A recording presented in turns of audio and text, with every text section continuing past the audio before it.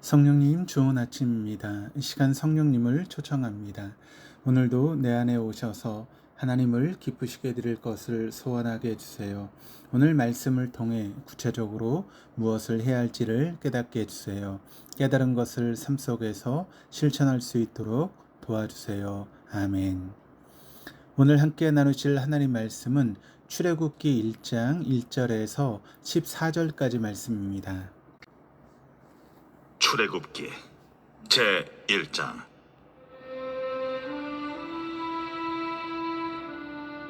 야곱과 함께 각각 자기 가족을 데리고 애굽에 이른 이스라엘 아들들의 이름은 이러하니 루벤과 시므온과 레위와 유다와 이사갈과 스불론과 베냐민과 단과 납달리와 갓과 아셀이요. 야곱의 허리에서 나온 사람이 모두 70이요 요셉은 애굽에 있었더라.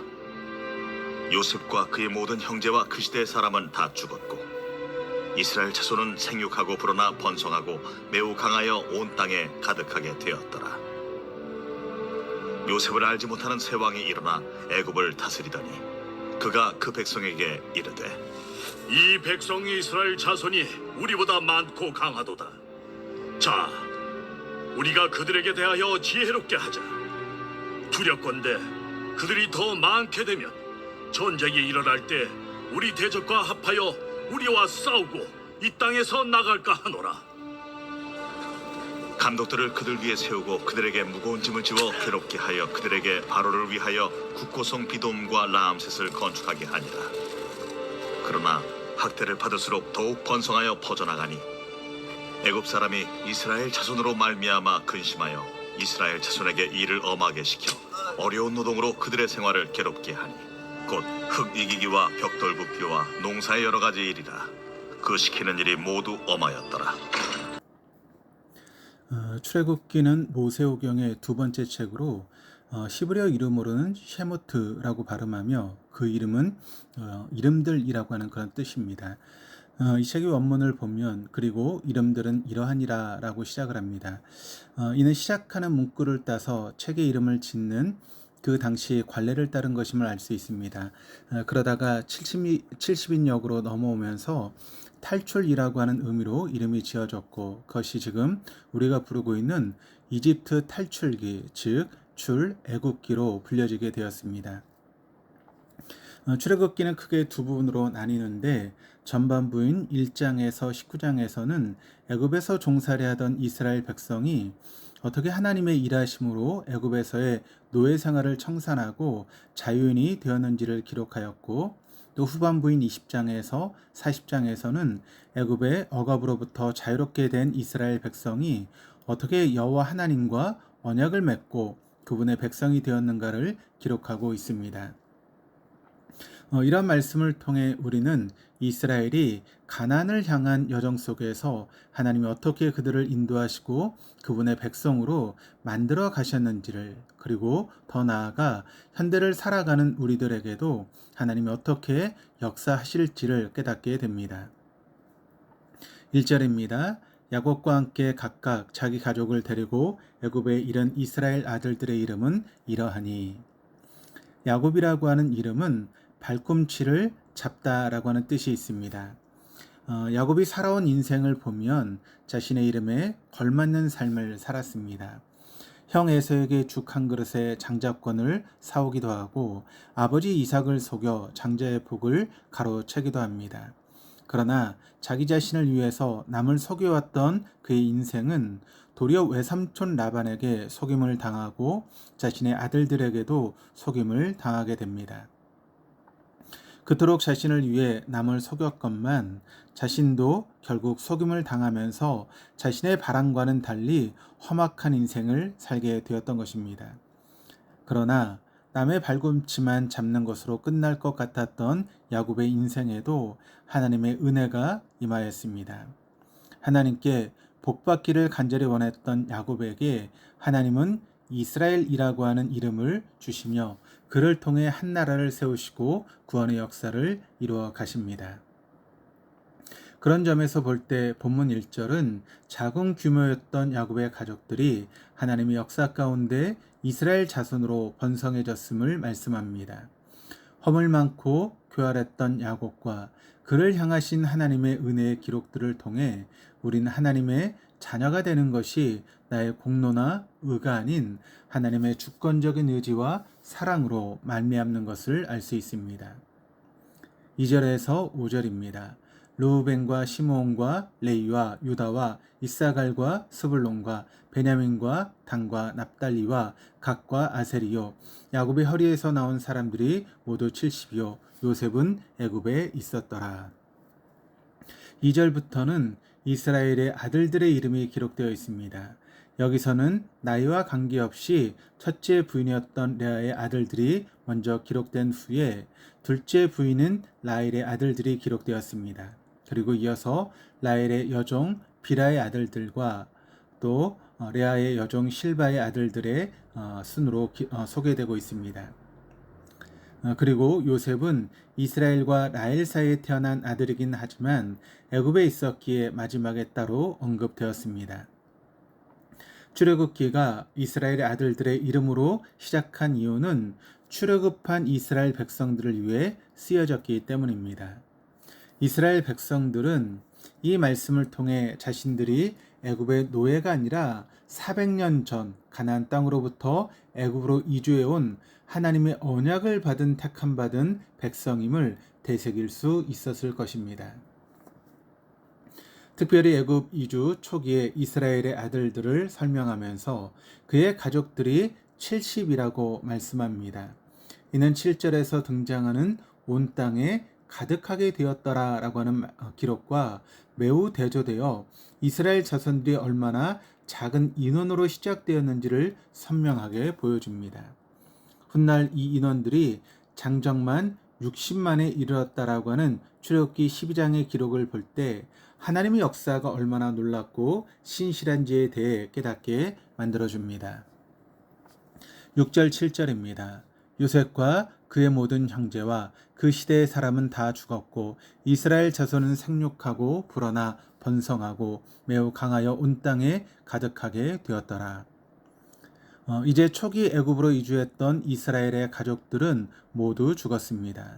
그러나 이스라엘의 역사는 죽음으로 끝나지 않고 새로운 생명의 번성이 이어집니다.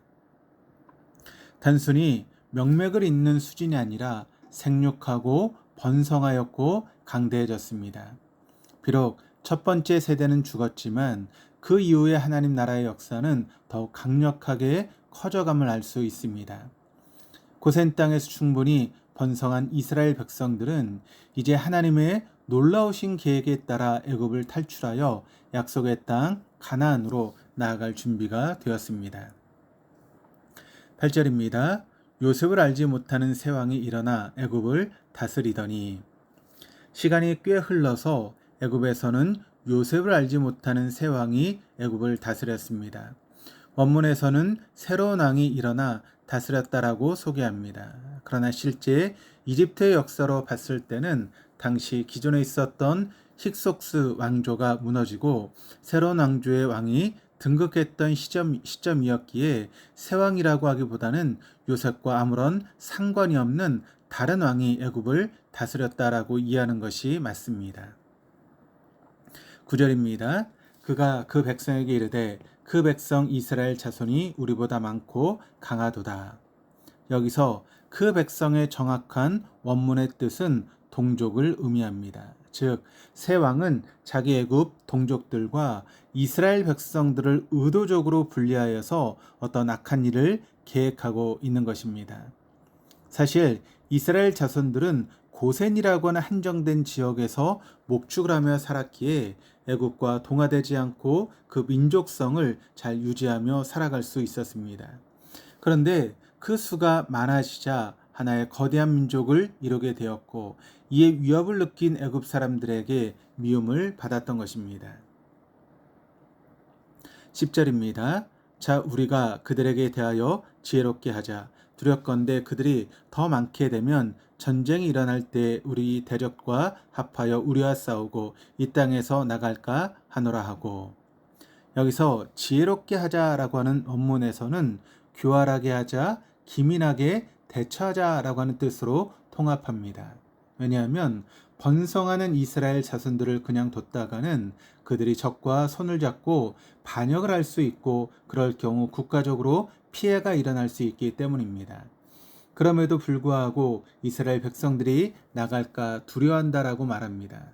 즉 그들이 나가지 못하도록 붙잡고 싶다는 뜻이기도 한데, 이유인즉 이스라엘의 막대한 노동력을 활용해서 국고성이었던 비동과 람셋을 건축하기를 원했기 때문입니다.